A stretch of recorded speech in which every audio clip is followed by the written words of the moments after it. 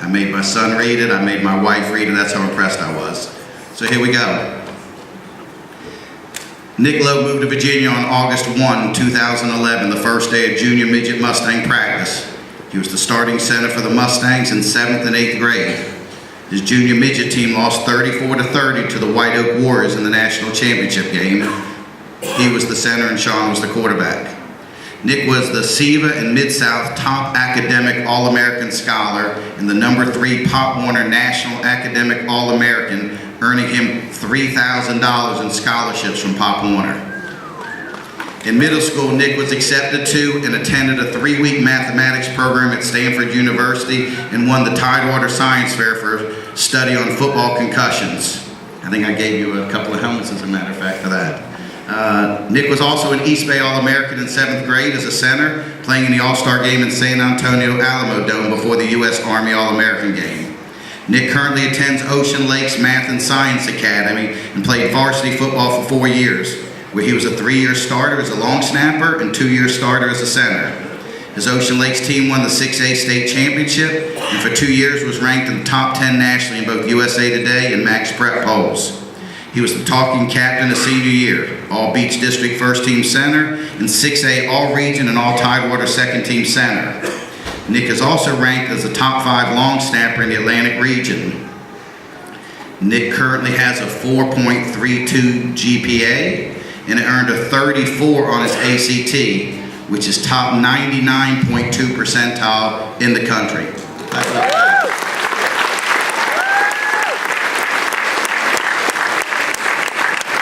Taken one of the most rigorous academic schedules possible, including 10 AP courses, and ranks in the top 5 of his class at the Math and Science Academy. For 3 years, Nick has been the president of Ocean Lakes Operation Smile, raising thousands of dollars to help kids in Africa pay for needed operations. He has raised more money than anyone in the history of Operation Smile at Ocean Lakes. Nick was the first freshman at Ocean Lakes to win the Tidewater Science Fair and compete in the State Science Fair at VMI, performing several detailed tests to determine whether the most common types of helmet on the market protect various parts of the brain and skull. Nick participated in DECA business competition, winning in several categories.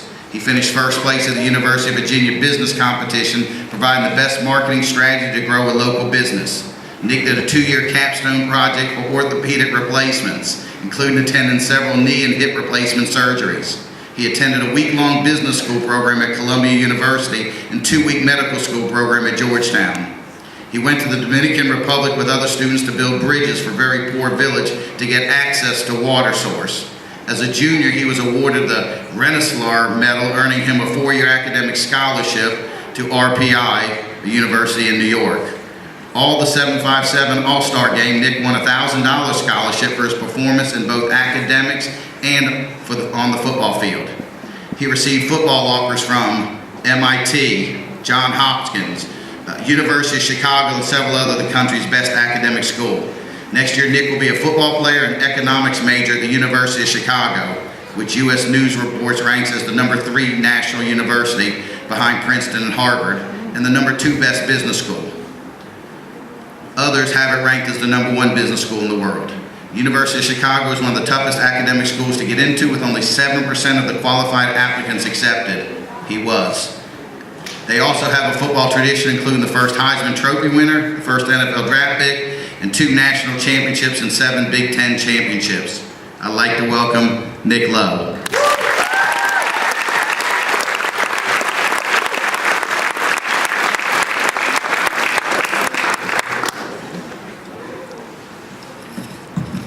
Thank you so much, Coach Bruce. As he said, I am a senior in the Math and Science Academy at Ocean Lakes currently, where I played football for 4 years as a center and long snapper, and I'm going to the University of Chicago next year to play football and study economics as my major. And I've come here to tell you guys a little bit about my story and how I got to where I am now, and maybe you guys can gain just a little bit from it. So I'm here because I was a Mustang in my 7th and 8th grade years on what used to be the junior midget team and the midget team. And I played center, and I was a Mid-South and All-American academic scholar during my time as a Mustang. So I had some great experiences. I actually got to go down to Florida and play in the national championship with Sean, some other dudes here. And that was awesome. We lost a close game, but I learned a lot, and I've learned a ton of life lessons from playing in the Mustangs. From all of my coaches that I interacted with and almost all the teammates I still remain friends with.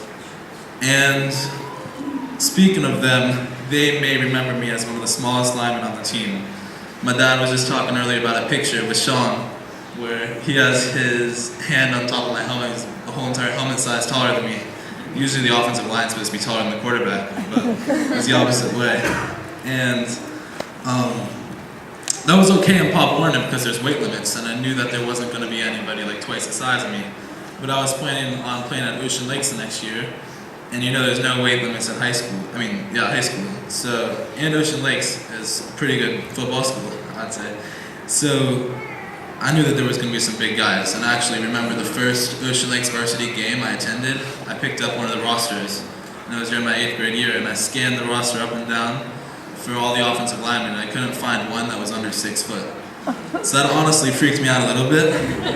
But that being said, I learned from Pop Warner, my 2 years in the Mustangs, that hard work and dedication are the 2 most important things to lead you to success. So I took that and I worked. I wasn't starting my freshman year, but I started on the JV team, and I was a backup center behind a pretty big line to me. And after my freshman season, I remember standing on the sidelines when we got upset in the regional finals. And I remember promising myself that I was going to do whatever I could during the off season to find a way to make it on the field and make an impact for my team the sophomore year. And how I decided to do that is Sean touched on it a little bit, but I decided to take advantage of what I could control because I couldn't control my size. So I decided to learn how to long snap. And that may not be one of the most glorious positions on the field. It's not quarterback, running back, or even an offensive lineman, and how much recognition they receive.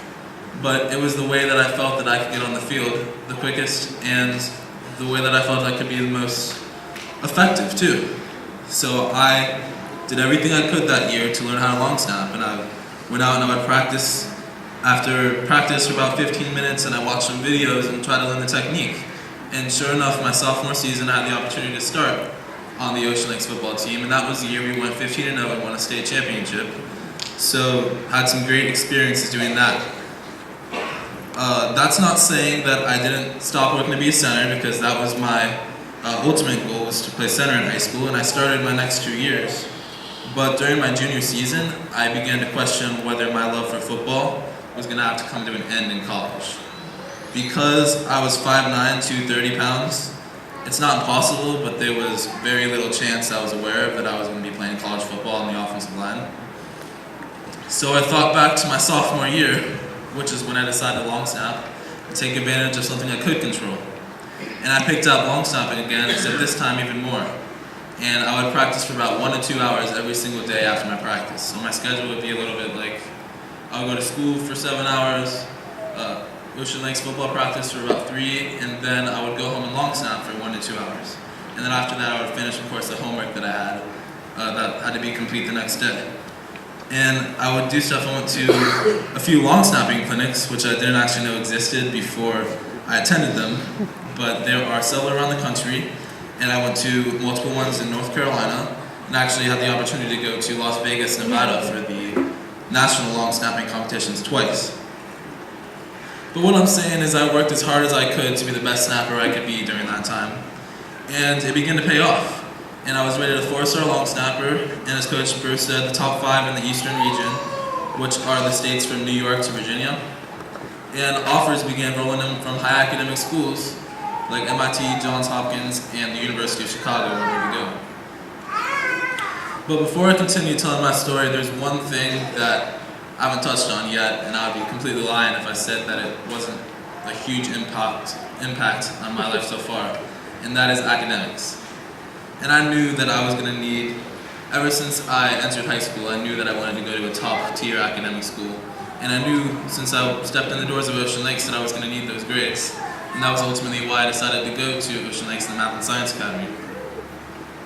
And as well as similar to when I decided to learn how to long snap, the classroom in academics was something that I could control. So I spent as much time as I could inside the classroom and outside doing homework until I got my GPA up to a 4.32 with more than 10 AP classes. And I led extracurricular activities, like Coach Bruce said, DECA, the business organization of my school, and Operation Smile. And also spent time outside of the classroom doing community service to help give me more experiences helping others as well. And honestly, I think that the ultimate reason that I'm going to be going to play college football is more of my academics and my athletics, believe it or not.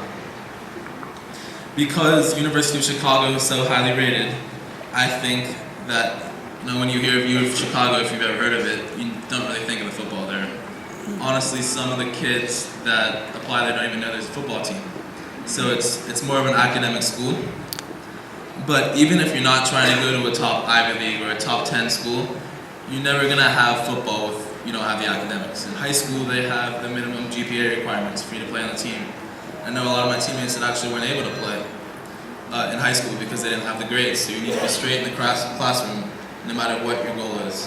And like I said, even if you're not trying to go to a top Ivy League school, if a college coach is recruiting you and he has two players and one of them, they're both about equal athletically, but one of them may have some higher GPA or higher test scores, they're going to take the guy with the higher GPA and the higher test scores any day of the week.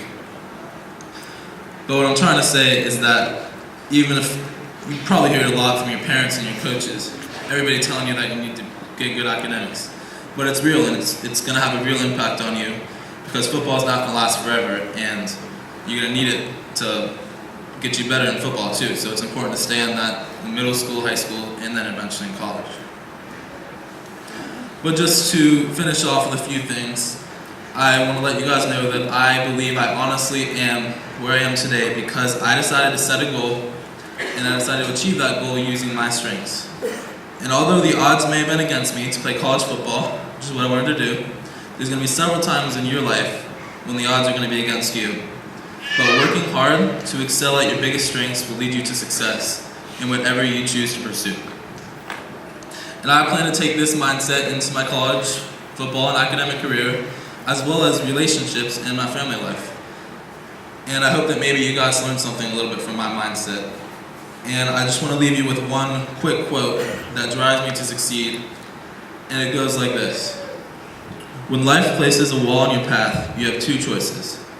You can either beat your head against it, or you can figure out a way to get around it.